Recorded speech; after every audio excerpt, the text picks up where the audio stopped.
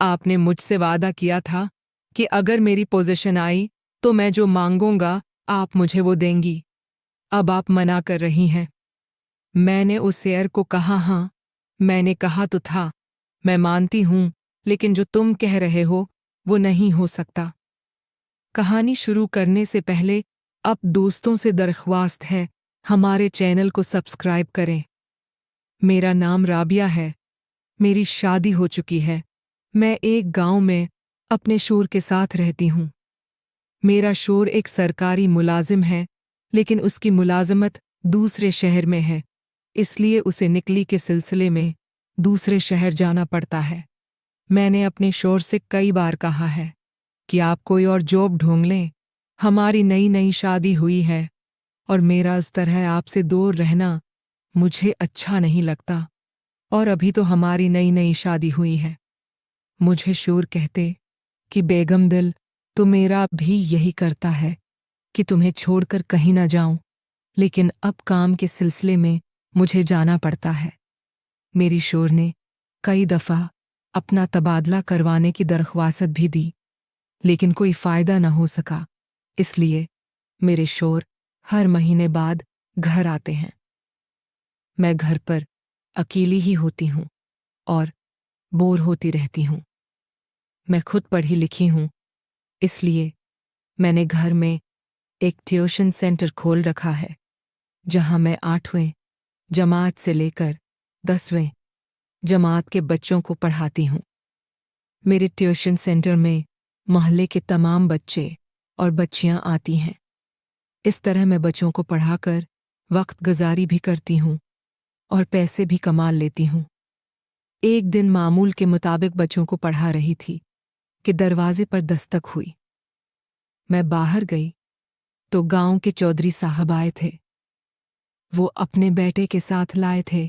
मैंने चौधरी साहब को बैठक में बैठाया और उनके लिए चाय बनाई। चौधरी साहब ने मुझे कहा, बेटा आज तुम्हारे लिए एक काम लाया हूं। तुम बहुत पढ़ी लिखी हो और गांव के सब बच्चों को पढ़ा रही हो।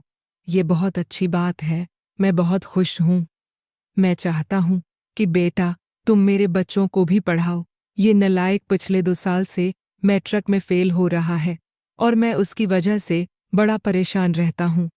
जब मैंने उनके बेटे को देखा तो उम्र से तो काफी छोटा लग रहा था, उसकी दाढ़ी मूंछ भी नहीं आई थी। मैंने चौधरी साहब से कहा, ये तो भी काफी छोटा सा है और मैट्रिक में 2 बार फेल हो गया है। मुझे तो ये 7वीं 8वीं जमात का बच्चा लगता है। कि चौधरी साहब ने कहा, तुम उसको बच्चा मत समझना, ये तुम्हारी सोच से भी ज्यादा तेज है। मैंने कहा, चलो ठीक है, मैं अपनी पूरी कोशिश करूंगी।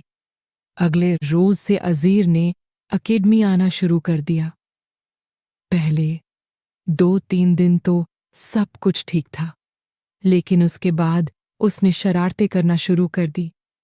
कभी किसी को छेड़ता तो कभी किसको तंग करता। उसने 2 हफ्ते के अंदर ही उधम मचा दी। उसने सबकी नाक में दम का रखा था, लेकिन दिन बा दिन उसकी शरारतें बढ़ती ही जा रही थी और ये अकेडमी आता तो बड़ी वहशियाना नज़रों से मुझे देखता, जैसे मुझे अभी हैं खा जाएगा। मुझे उसकी हरकतें समझ आ रही थी। आखिरकार मैंने तंग आकर फैसला किया कि उसका टाइम चेंज कर दूं। सब बच्चों को मैं 3 से 5 तक पढ़ाती थी।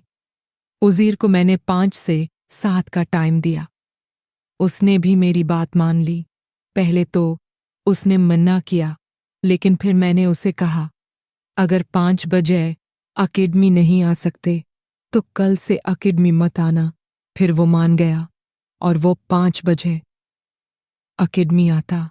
अब उसने अपनी हरकतें मुझ पर आजमाना शुरू कर दी। वो लगता तो बच्चा था, लेकिन अंदर से पूरा था। मुझे इस बात किया एहसास तब हुआ जब मैंने उसे गिनती लगाते पकड़ा। मैं हैरान हो गई। खैर, अब मुझे उसकी शरारतों की आदत हो गई थी। मुझे खुद अकेलापन अंदर से खा रहा था, लेकिन मैंने अपने आप को कंट्रोल किया।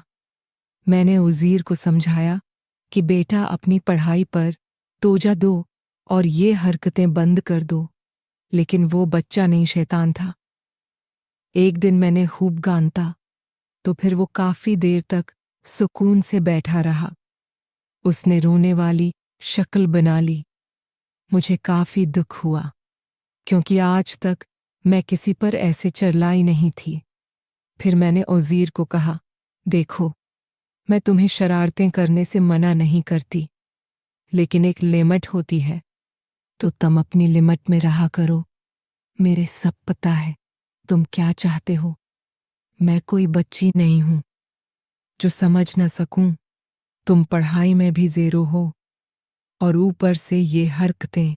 इतने में उज़ीर ने कहा, टीचर, अगर मैं पर्सनों के टेस्ट में फुल मार्क्स ले आया तो फिर तुम मुझे नालायक नहीं कहोगी। मैंने दिन में सोचा, अच्छे मार्क्स और ये हो ही नहीं सकता। मैंने कहा, ठीक है उज़ीर, अगर तुम जीते तो मैं तुम्हें नालायक कहना छोड़ दूंगी और इस दिन कोई पढ़ाई नहीं करूंगी। तुम जो चाहे कर लेना, वो दिन तुम्हारा होगा। उज़ीर ने हामी बढ़ ली।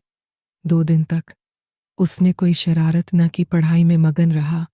मैं देख के हैरान थी, लेकिन मैंने सोचा उसने 2 दिन में क्या ही कर लेना है। लेकिन मैं हैरान तब हुई जब एक शाम वो पढ़ने के लिए आया। मैं अपनी कमरों में बैठी टीवी सीरियल देख रही थी। उसने आते साथ मुझे टेस्ट दिखाया और कहने लगा, टीचर, मैंने कहा था न। मैंने जब टेस्ट देखा तो हैरान हो गई। मैंने कहा, जरूर तुमने चीटिंग की होगी। तो कहने लगा, नहीं टीचर, आप चाहें तुम मुझसे सुन भी सकती हैं। मैंने उसे 2-4 सवाल सुने और उसको वाकई ही आता था। तेस ने कहा, टीचर, आपने कहा था मैं जो चाहूंगा आप मुझे वो देंगी।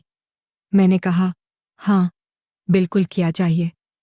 तुम्हें जब उज़ीर ने मुझे बताया तो मैंने उज़ीर को कहा, नहीं नहीं, ये नहीं हो सकता, ये तुम कैसी बातें कर रहे हो।